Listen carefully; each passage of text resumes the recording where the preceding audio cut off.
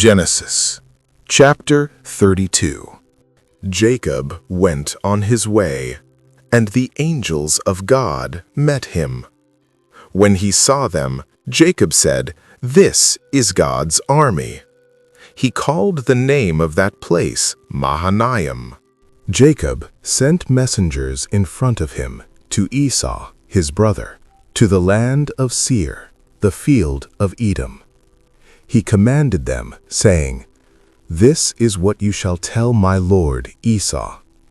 This is what your servant Jacob says.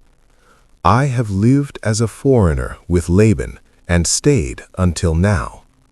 I have cattle, donkeys, flocks, male servants and female servants. I have sent to tell my lord that I may find favor in your sight." The messengers returned to Jacob, saying, "We came to your brother Esau. He is coming to meet you, and 400 men are with him." Then Jacob was greatly afraid and was distressed. He divided the people who were with him, along with the flocks, the herds, and the camels, into 2 companies. He said, "If Esau comes to the one company and strikes it, then the company which is left will escape." Jacob said, "God of my father Abraham, and God of my father Isaac, Yahweh, who said to me, 'Return to your country and to your relatives, and I will do you good.' I am not worthy of the least of all the loving kindnesses and of all the truth which you have shown to your servant. For with just my staff I crossed over this Jordan, and now I have become 2 companies. Please deliver me from the hand of my brother, from the hand of Esau, for I fear him, lest he come and strike me and the mothers with the children. You said, 'I will surely do you good and make your offspring as the sand of the sea, which can't be counted because there are so many.'"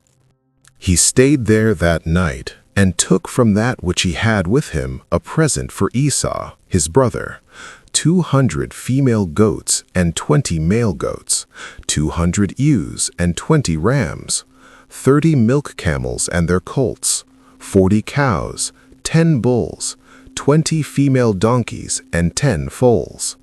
He delivered them into the hands of his servants, every herd by itself, and said to his servants, "Pass over before me, and put a space between herd and herd." He commanded the foremost, saying, "When Esau, my brother, meets you, and asks you, saying, 'Whose are you? Where are you going? Whose are these before you?' Then you shall say, 'They are your servant, Jacob's.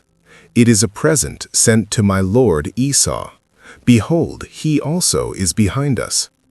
He commanded also the second and the third, and all that followed the herds, saying, "This is how you shall speak to Esau when you find him. You shall say, 'Not only that, but behold, your servant Jacob is behind us. For,' he said, 'I will appease him with the present that goes before me, and afterward I will see his face. Perhaps he will accept me.'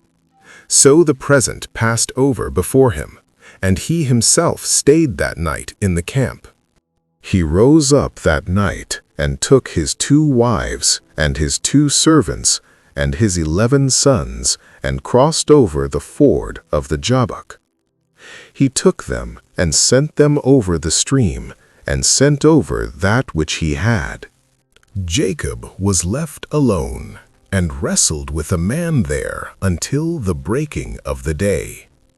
When he saw that he didn't prevail against him, the man touched the hollow of his thigh, and the hollow of Jacob's thigh was strained as he wrestled.